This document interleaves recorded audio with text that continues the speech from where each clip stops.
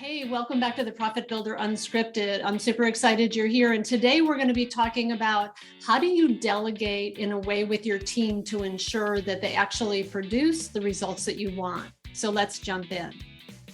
Hey, so last week I shared that I have been making this shift in my business where I've asked my team to take on more of a leadership role with me and really drive some different pieces of what happens in my business. And part of what I shared about was the fact that I talk to people about this all the time, and that sometimes making that transition in our businesses is difficult.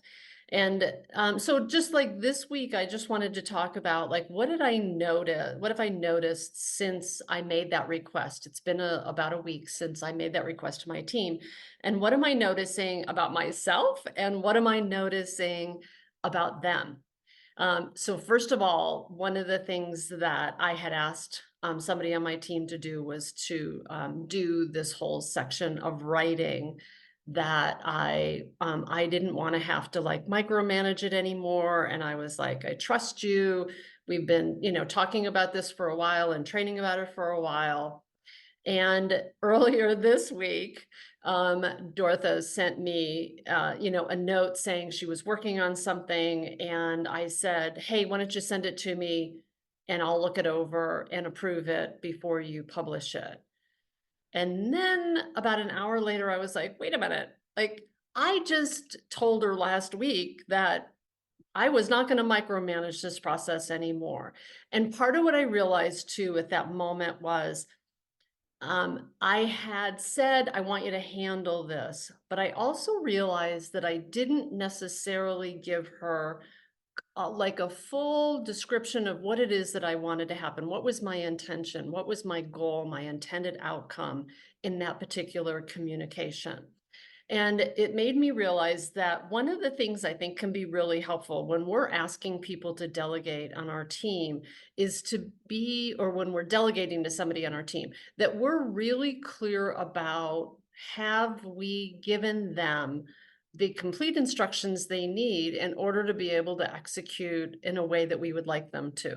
So part of what when I sent her back an email and I said, hold up, like, I just noticed that I took back what I said I wasn't, what I wasn't going to do, but let me add this piece of information for you so that maybe you understand more about what my intended goal and my intended outcome is of this communication.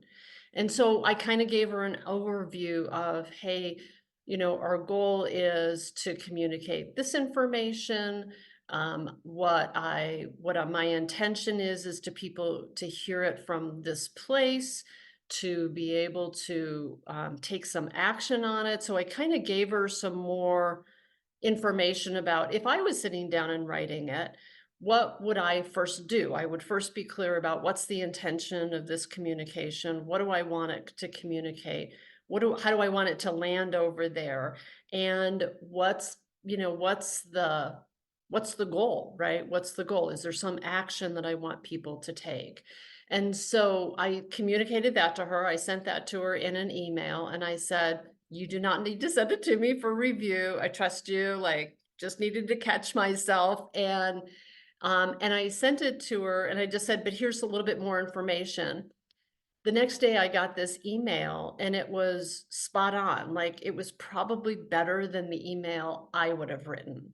And so it was just a great reminder for me. And I just wanted to share this with you is, when you're looking to delegate with, when we're looking to delegate with our teams and we're looking to have them take on more ownership and leadership, there is the distinction of I've abdicated and I just lobbed it over there and said, hey, you go handle this.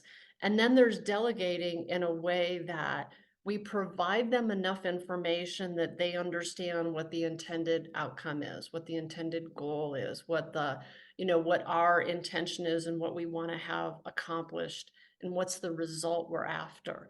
And I think that that's so important because I think a lot of times we forget to communicate about the result we just communicate about the task. And so it was a great reminder for me about two things. One, when I said it's yours, it's really yours.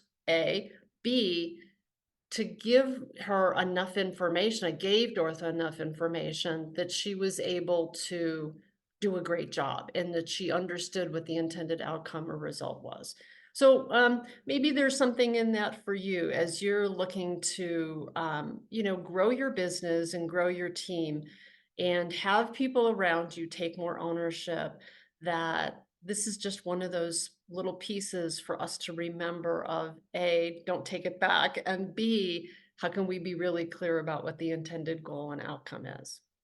All right, I hope you think you found this to be helpful for you today, and I look forward to seeing you next time on the Profit Builder Unscripted.